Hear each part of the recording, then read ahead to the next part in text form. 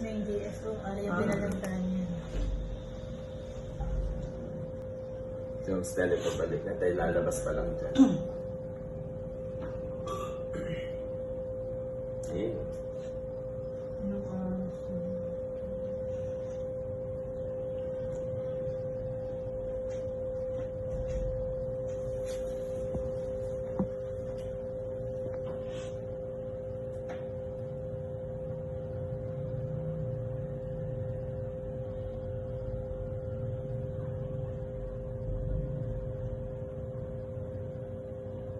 Yan.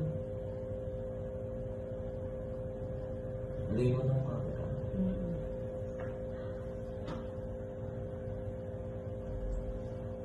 Yan, ang galaw-galaw na ba ang pinto?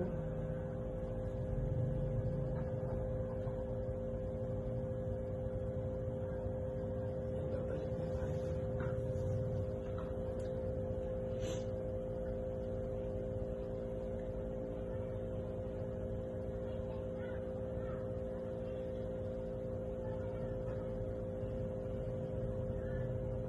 Yan, ang galaw-galaw na yun.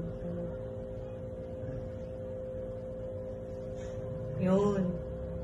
Nangingilaw ang tuhod ko. Yan. Ayun o. Ayan, gumalaw na yung nameplate. Ayun o, ang lakas nung nung nameplate ko.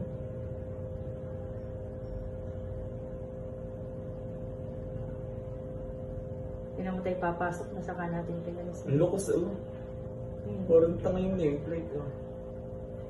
Nagwawala yung nameplate. Bumababa sila na atake na yun ah. Ayun niya o.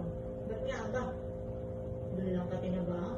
Doon Oo, niya. bro, Ayun o, nakasarado yung- tingnan mo, pagkahanga ko ng kabilang pinto, bumaba yung isa. Sabi natin meron dito. Ayun. Sabi ko ng logan. Ayun o, ang lakas pa rin eh o.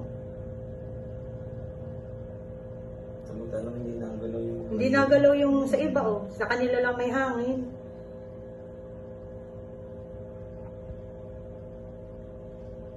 Kaya kami napabalik. Doon baka ba ito yung nagkakagalaw? Dito po sa fire exit paggabi. Yung isa kong kasama, Nakakita. nakakita na siya pero hindi ko pa nakita. Ano yung siya? Ang gigil ko. Sumisilip lang siya dun sa fire exit pang patay ang ilaw. Hmm. Tapos yung blue guard, sabi, meron din niya na ba yung isang nagtatrabaho dyan? Gulat kaming dalawa kasi napag-usapan na nga namin yung nakita niya dito. Oo. Yung blue guard ang nakakaramdam. Shit. Kasi kung maglahangin niya, dapat dito muna. Oo. Mm-mm. Eh, ba't dito lang?